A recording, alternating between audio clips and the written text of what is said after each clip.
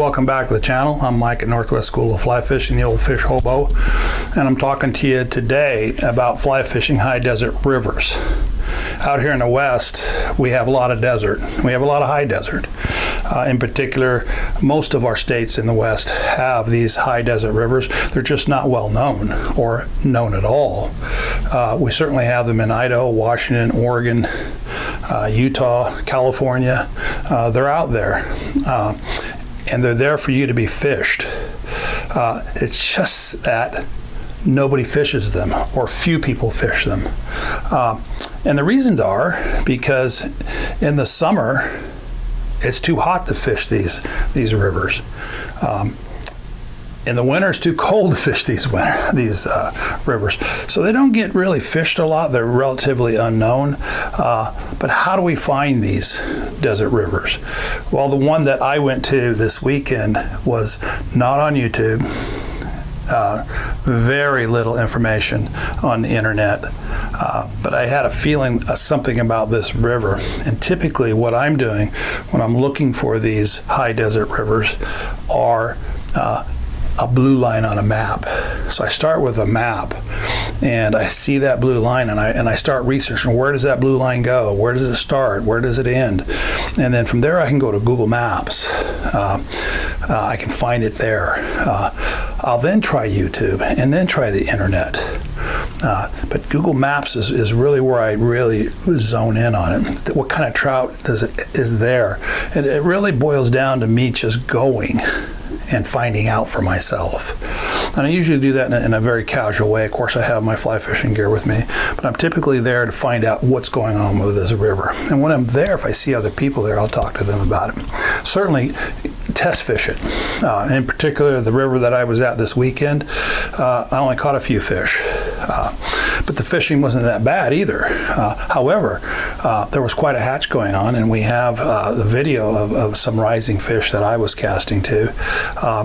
We had a little blue-winged olive hatch going on in the early afternoon. We did some streamer fish, and I caught streamer fish, and I caught fish on nymphs. Unfortunately, we don't have those on video, but I do have a good view of what a desert river really should look like, and what you should be kind of cluing you in on these places, because these are little gems, little jewels out there, and they're really not fished that much. And there's quite a few of them out there. And if you find these things, you can fish them in the summer, you can fish them in the winter, you can fish them in the spring, when there's no other place that you may be fishing, or the other rivers may be too crowded. So I'd like you to hang in there and watch this little continuation of this video. I'm going to take you there with some drone shots and show you exactly what I'm talking about. And if this is something that you like, and we got more stuff like this coming, please subscribe, and it'll help me make more movies like this. So hang on, here it comes.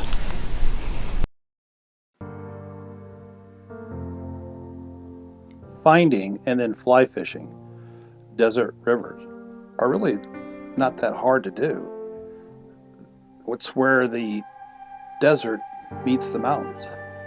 You'll find these desert rivers all over the West. It's not that they're a secret. They've been there for 1 billion years, maybe longer. It's just they're just not fished, or fly fished anyway, by a lot of people. And there's reasons for that. They're not well known.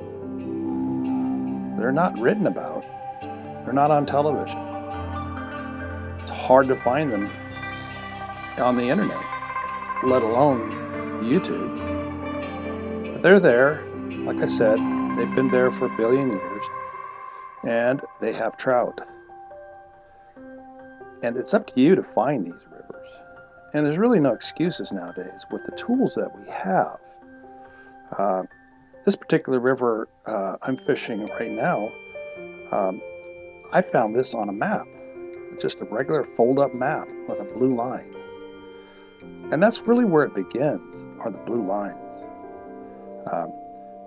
Desert rivers are up and down the West, from the Canadian border to the Mexican border. They're there. We just got to go out and find them. Today, it starts with a fold-up map or a map book, and you look for these blue lines. You identify where they are. Then you start your research. And research, obviously, we have the greatest tool man's ever known is the internet, and that comes in many forms. Research begins on talking to other anglers about these particular rivers, finding out any information you possibly can. But then I guess the next step really is to start researching a river that you picked. And the tool that I use is Google Maps. Google Maps is great. They're easy to find, and you can click on the satellite, and now you've got this river from its beginning to its end. Other apps are out there that you can use. Trout Routes is a phone app that you can use. In this particular case, we had phone access the length of this river, and with Trout Routes, I can see what's around the next bend on my phone. I can look at these places, and I start my research. And research isn't just focusing on one river, it may be focusing on a half dozen rivers. And I narrow it down to one or two, or maybe even three that I've never been to before. At that point, the search narrows down, and I can then begin to make a planned trip to one of these rivers, or the first one in my priority list. And of course, I don't go there without my fly rod. And it's at that point where I'm hands-on. I have the river in front of me, and I have the day to really research this river.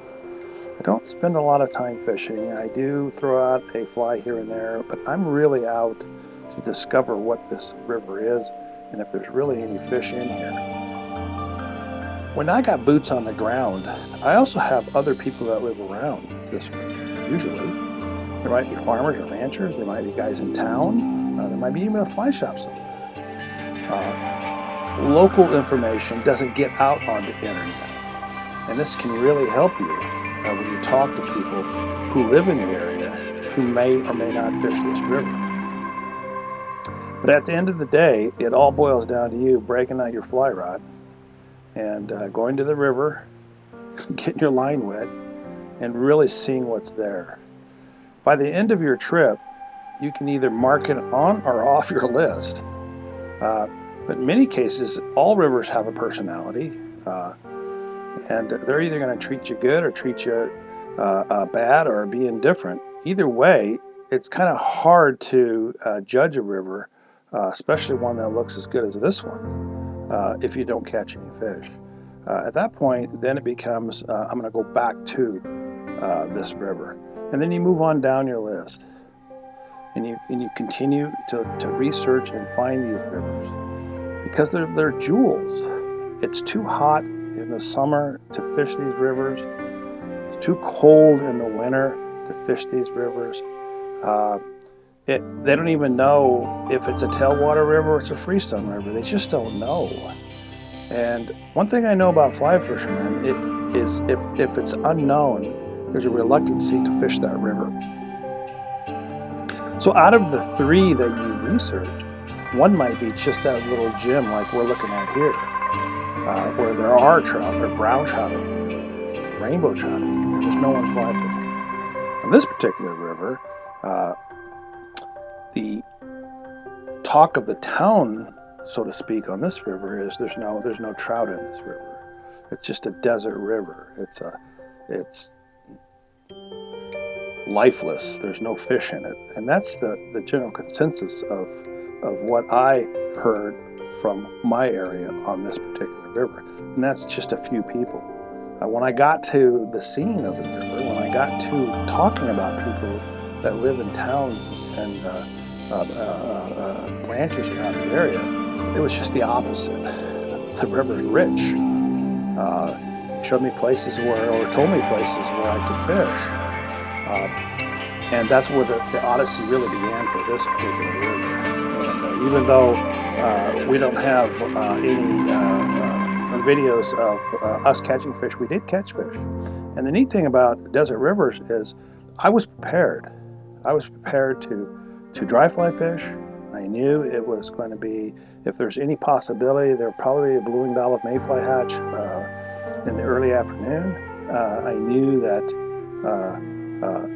I could catch some nymphing, and I knew I could catch some streamers. So be prepared when you go there to make sure that you have all the gear you need, because you never know what these things will do.